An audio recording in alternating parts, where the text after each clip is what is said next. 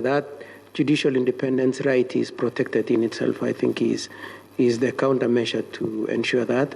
And then probably a little more on the judges, also the security of tenure, the process of recruitment and the budget arrangement for the judiciary. All those, I think, give some level of cushion to protect the judicial officers and the judges. Okay. Thank you, and I wish you well. Thank you very much.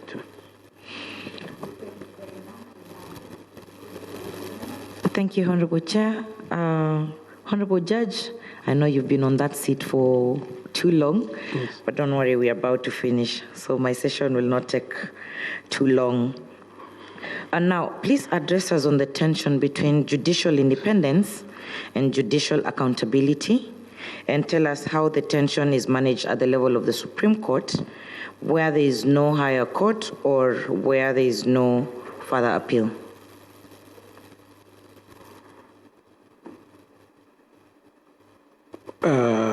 Judicial independence and judicial accountability, I think, is probably the conversation we've just had with the previous interviewer, being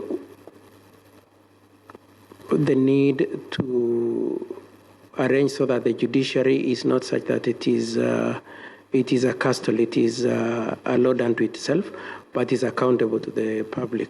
And so, to my mind, it's a question of just balancing that in the quest to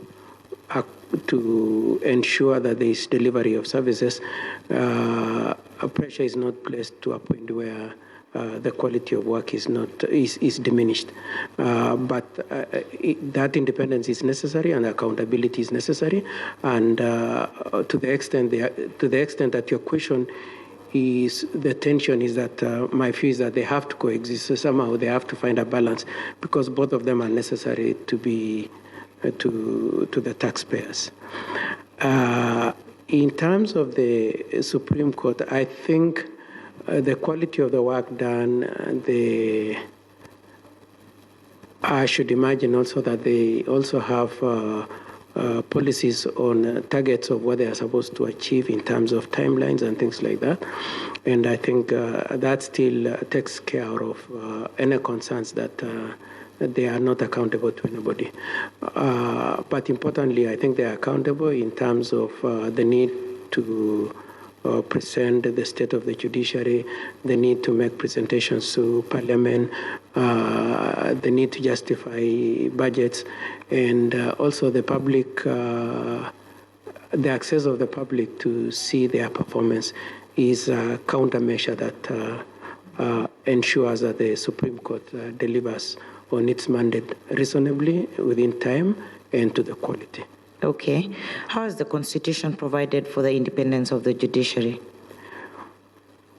So the independence of the judiciary in the Constitution would include issues like what we are going through, the procedure for recruiting judges, that it is open and public, and the evaluation of the competence is merit-based.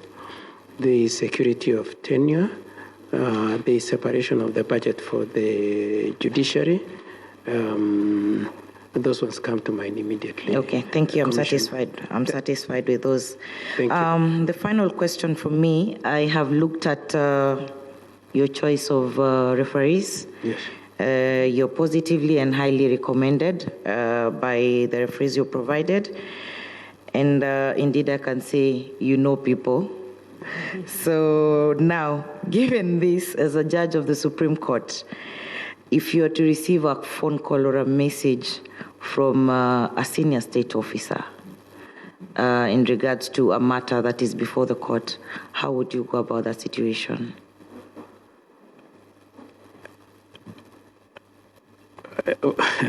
Okay, I would do what the law requires me to do. I would apply the law to the facts, and it doesn't matter what message or call I have received. I would remain faithful to my calling and to my oath of office. Would you honor that engagement? No. Or discussion? No, I wouldn't. Okay. Thank you, and I wish you well, Judge. Thank you too.